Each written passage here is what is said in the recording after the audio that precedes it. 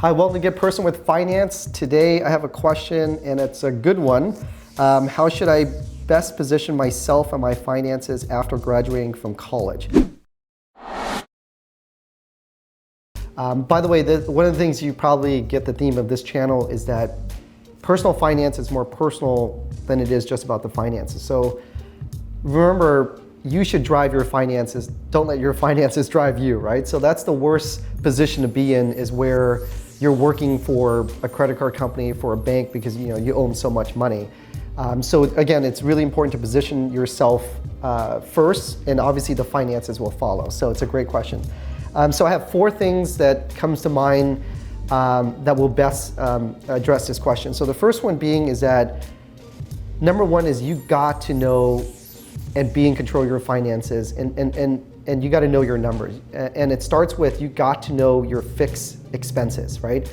So your fixed expenses are what? Like they are, those monthly bills, I guess the expenses that you cannot go without paying. So that number, you have to ingrain that in the back of your mind, so you know that, okay, with the cash flow that I bring coming in from however I make money, from my job, from my side hustle, from whatever that I do, what will then, after paying all that off, how much do I have left, right? And that money you should be investing and saving first, and then after that, then you can spend. But that's really important, is that you need to, it's so basic, but if you ask a lot of people, your friends will say, they probably won't be able to tell you clearly. You need to be able to be better than your friends, I guess, or to know your numbers. And by the way, on the subject of personal finance, the joke is more people are more open about their sex life than are about their finances. How funny, right? So it's very personal. So really, really important that you know your cash flow, you know your numbers. And the formula, is make money, pay all your fixed expenses, then you invest, you save, then whatever's left, then you spend towards your wants, etc. Don't make money, pay your bills, spend it, and then whatever's left you save. So make sure you restructure that. All right, so that's the first point, and I guess I am going to make the assumption that you're very good at number 1. You have to be very good at number 1.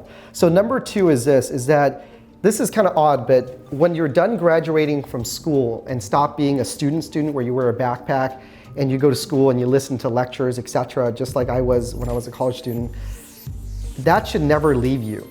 Learning, the idea, the mindset, you have to be an expert learner, you have to be a committed learner, you have to be someone who constantly learns your craft and learn new things.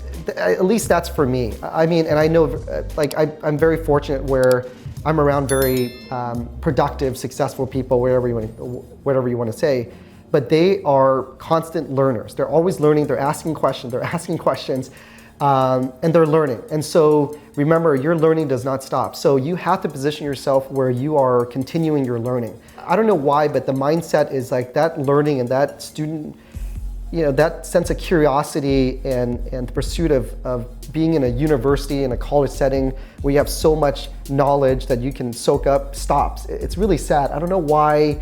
If anything, that should build the momentum for you should carry that momentum with you to continue to learn. And that's a really important item that's helped myself and a lot of my clients and the people that I surround myself with. We're learners, so very, very important. The other third thing is that you should position yourself and build upon the great education that you have and the opportunities that was available at your college, university, wherever you went to school, is continue that networking. And I challenge you to go even beyond that.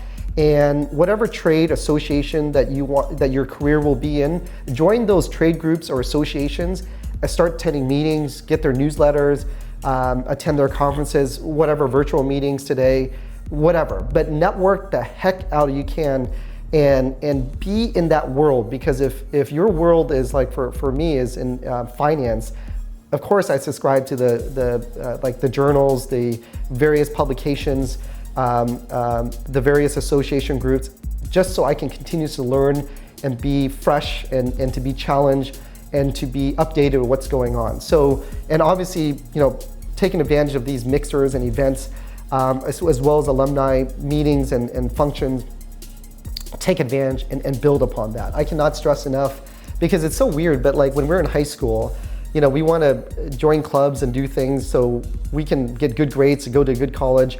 And then we kind of stop all these extracurricular activities when we're at college. But let's say you continued college and you did all the extracurricular activities and student leadership and all these things. And then, but after college, everybody stops. It's kind of weird.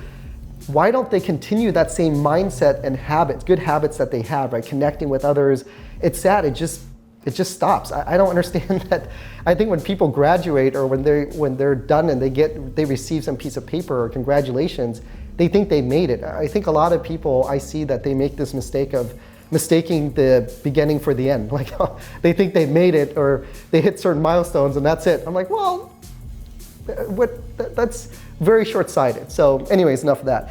And the third, actually that's the third thing. The fourth thing and last thing is challenge yourself to start some type of, well, I guess the popular word today is side hustle, or another venture, or something that you can do with a friend, a partner, build your own business with your spouse, your significant other, your friends, build something. I wouldn't have gotten to where I am today without that type of mindset of just looking for, constantly being open-minded and surrounding myself with good people. And just because of that, there's good synergy where I have opportunities to do joint ventures, share in some of their investments, that they have good opportunities. There's just so much, but I challenge you to also do that. So one, it keeps your mind going and stimulated in the right way. And it forces you to look for opportunities, to look for, I guess, we always see problems, but when there was a problem, there's an opportunity, right? Where you can make something better. Like you see these like Shark Tank and whatever, a lot of these great businesses come from that. So that mindset, it's not about being an entrepreneur, but just a mindset of just someone who's looking for opportunities. Like as an investor myself too, in the market, in the stock market, I'm always looking for opportunities in companies that are disruptive, that can have technology that can change things, or they provide a solution that nobody else can do, or they can do better.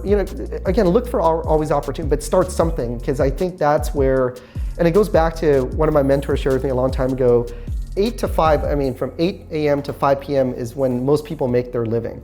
But from 5 to 10, they're just not productive. They don't do anything. So take advantage of that 5 to 10 to build wealth, to build a business, to build something greater than what you can accomplish from 8 to 5. So most likely 8 to 5 for me was going to school, making a living, right? But from 5 to 10, I was very hungry to look for opportunities to better apply myself and to learn more and to see what else is out there. So really, really important to constantly be looking for opportunity, be open-minded, be curious, right? To go back to those other points. And it's so sad to me that there is this big disconnection with, like personal and finance, there's that disconnect. And people disconnecting from, they just stop, learning and being that great student, the hunger to learn and being in a great environment. They stop, now, especially when you don't have to go to class, you can build your own environment, right? So just like what I've learned from my dad and my mom, is that you got to choose your friends and you got to choose your environment, right? So be smart about that, because the two currencies you have in time and money. So invest that wisely. Pay yourself as much as possible, right? That's saving. Invest in others. Invest in yourself.